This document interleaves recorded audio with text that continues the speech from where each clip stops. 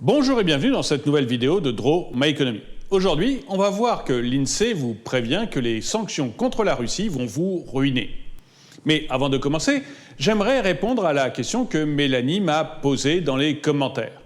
Mélanie Malozo me demande pourquoi les hippopotames ont des pattes rondes.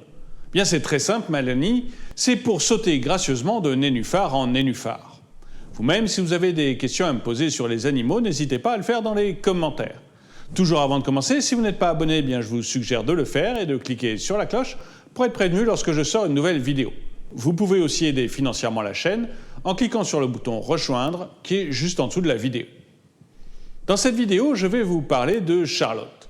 Charlotte aux fraises s'est associée avec un vieux boulanger, Jambon Beurre, pour pouvoir reprendre la boulangerie dans quelques années. Mais actuellement, elle a pas mal de problèmes. Elle a pas mal de problèmes parce que ses prix d'achat ont beaucoup augmenté. Il y a une augmentation du blé et une augmentation de l'énergie. Alors l'augmentation du blé, c'est pas extrêmement grave pour elle parce que le blé, ça ne représente que 10% du prix de la baguette. Mais l'augmentation des prix de l'énergie lui pose de véritables et très gros problèmes. Du coup, pour compenser l'augmentation de ses prix d'achat, elle est obligée d'augmenter ses prix de vente. Et ça, Vincent l'a parfaitement vu. Vincent Pourcent, rappelez-vous, c'est notre statisticien de l'INSEE.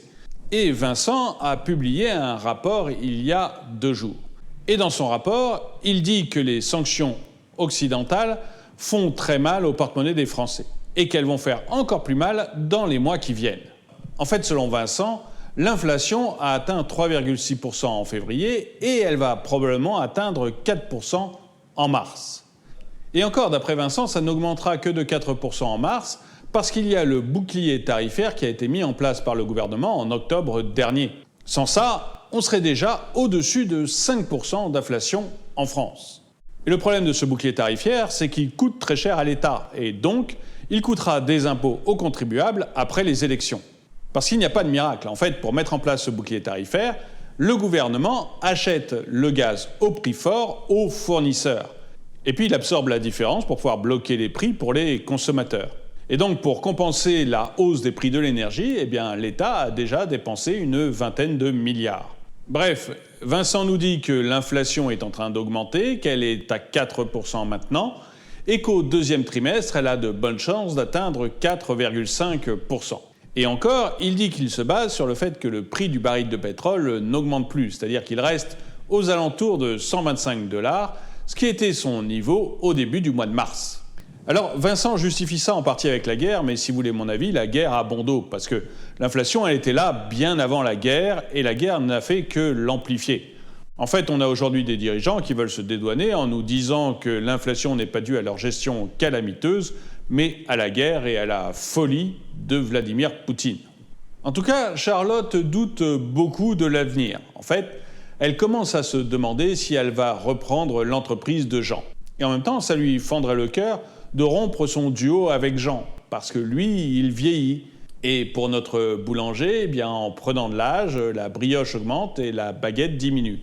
Et cette incertitude de Charlotte, ce manque de confiance, Vincent de l'INSEE le voit sur absolument toutes les entreprises. Pour lui, il y a vraiment une chute des perspectives d'activité dans toutes les entreprises, et surtout l'industrie. En fait, il y a une crise qui est liée aux difficultés d'approvisionnement en certaines matières premières et à l'inflation. Et Charlotte, de son côté, elle voit aussi que ses clients consomment de moins en moins. En fait, ils viennent de moins en moins souvent acheter des baguettes, et quand ils viennent, ils achètent de moins en moins de petits gâteaux à côté. Les clients de Charlotte, ils sont aussi inquiets que les chefs d'entreprise. Et en fait, la consommation des ménages, elle a reculé de 0,5% sur le premier trimestre. Mais les clients de Charlotte, non seulement ils sont inquiets, mais en plus, leur pouvoir d'achat baisse. Selon l'INSEE, le pouvoir d'achat, il devrait reculer de 1,4%. Et du coup, la croissance, elle devrait reposer majoritairement sur des entreprises qui refont leur stock.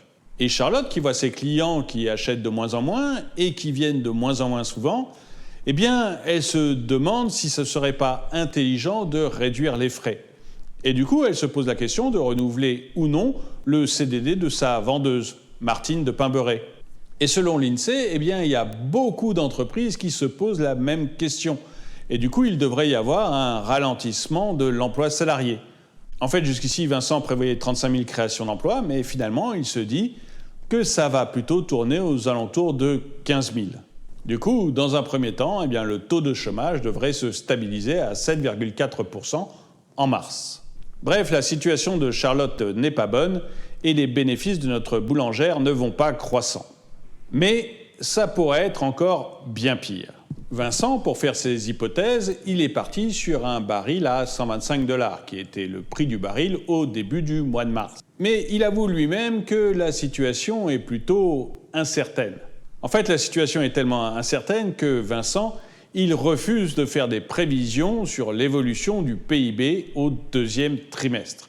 Et quand on lui demande ce qui se passerait s'il y avait un embargo sur les hydrocarbures russes, que ce soit les Russes qui ferment le robinet ou les Européens, eh bien Vincent dit que ça serait difficile à chiffrer, mais que la perte serait nettement plus significative. Le scénario du pire, ça serait celui qui a frappé la France en 1975 lors du premier choc pétrolier. Et ce premier choc pétrolier, eh bien, il avait été provoqué par une guerre, celle de Kippour, et par un embargo, celui de l'OPEP. En fait, la croissance de la France et le pouvoir d'achat des Français, eh bien, il dépend énormément du prix du gaz et du prix du pétrole dans les mois qui viennent. Et des grandes institutions comme JP Morgan disent que le prix du pétrole, il risque bien de dépasser très fortement les 125 $. JP Morgan pense même que le prix du pétrole, il pourrait atteindre 185 $. Et dans ce cas, eh bien, le danger pour la France, ça serait la stagflation.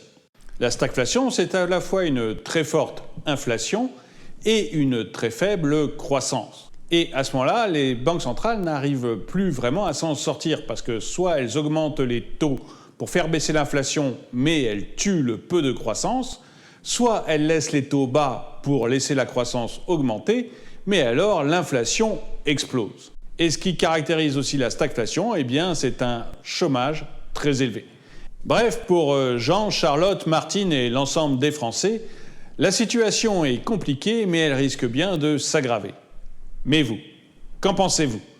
Allons-nous vers un scénario du pire, une très forte inflation, une faible croissance et un chômage qui repart?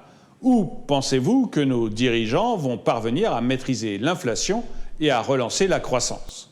Dites-le moi dans les commentaires. Et avant le dicton du jour, eh bien, je vous conseille encore une fois d'aller voir la chaîne à laquelle je collabore, Top Tortue, qui est une chaîne de top sympa. Et donc, le dicton du jour. La vie, c'est comme une glace. Si t'en profites pas, elle te file entre les doigts. Merci d'avoir regardé cette vidéo, mettez-lui un pouce vers le haut, commentez-la, partagez-la. Merci à tous ceux qui soutiennent la chaîne, et je vous dis à très bientôt.